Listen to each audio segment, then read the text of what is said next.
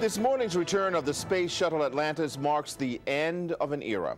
We're now joined by CBS News space consultant Bill Harwood from the Kennedy Space Center, where history was made, is being made, I should say. Good morning, Bill. First, tell us about this last mission.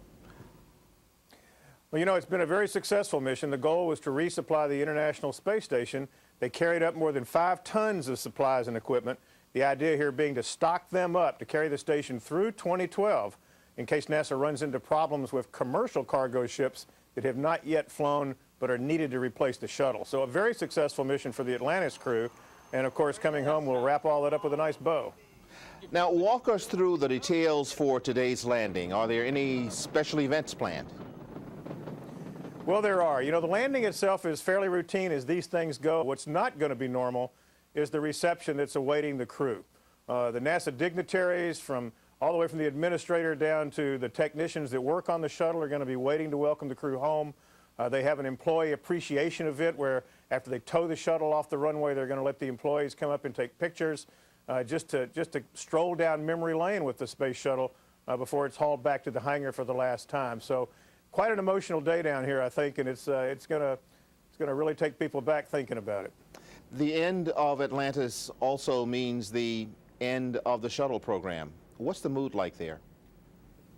You know, it's really interesting, Randall. It's regardless of where you stand in the political spectrum, I mean, whether you think it's the right thing to end the shuttle or not, there's tremendous sadness. You know, this is a vehicle that the men and women at the Kennedy Space Center and over in Houston and really across the country have spent 30 years working on, nurturing, preparing for flights, receiving them when they come back.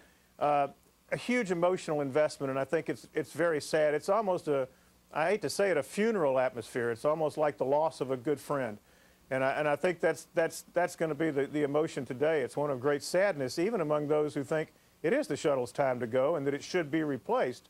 Just losing that iconic vehicle, never to see it fly again, to launch and to come back in for that traditionally steep glide to the runway. I think that's going to be something a lot of people are going to miss. And how many people are losing their jobs behind the end of the shuttle program? Well, right now there are about 6,000 employees that work directly in the shuttle program. That's going to be cut in half by the end of the summer. And of course, pretty soon it's going to be down to a few hundred that are preparing shuttles for display in the museums. So it's a somber day from that aspect too. All those layoff slips have already gone out. Most of these people know they're losing their jobs really in just a matter of a few days or weeks. What's next for NASA? What happens to the space? Well, you mentioned the space shuttles will be going to museums, but what happens to NASA's program and all of the plans that it had to shelve when everything changed a few years ago? Well, that's a really good question, and there is no clear answer. What the Obama administration has told NASA to do is to encourage the development of private sector rockets and capsules. In other words, for-hire vehicles that would carry astronauts to and from the space station on a commercial basis. Those rockets are expected to debut sometime in the next 5 to 6 or 7 years. In the meantime, NASA's going to rely on the Russians, hitching rides on Russian Soyuz spacecraft at about $60 million a seat to get up and down to the station. Now, longer term, NASA hopes to build what they call a heavy lift launcher. This is a big Saturn V kind of rocket that could launch a capsule into deep space for manned mission back to the moon or perhaps to an asteroid, eventually to Mars. But it's far from clear how that's going to be funded or when those rockets might fly.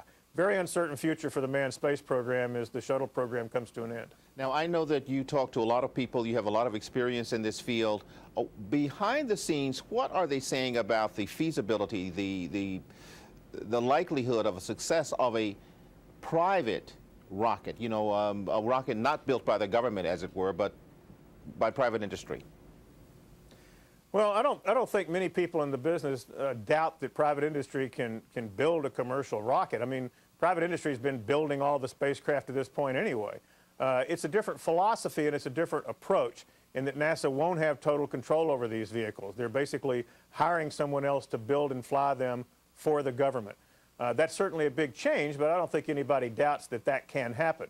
I think the big uncertainty hanging over the program is this exploration part. Will NASA get the funding to build the spacecraft to go back out into space and really do the exploration that a lot of people associate NASA with? That is a big unknown. I think they'll get the commercial craft up and running at some point, but everything else is really up in the air, literally. Bill, you've been covering NASA for, what, almost 20 years now. I'm wondering, what's your fondest memory of the shuttle program? What will stay with you?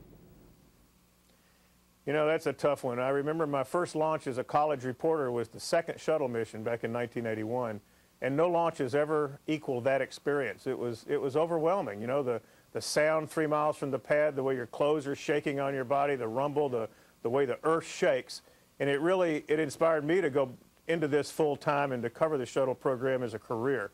That second flight is the one I'll always remember, and of course the Hubble Space Telescope missions, the Challenger accident, Columbia, all of those things are burned into my memory, but that first launch was the one that I'll always treasure. Bill Harwood, CBS News space consultant, thanks so much for joining us this morning.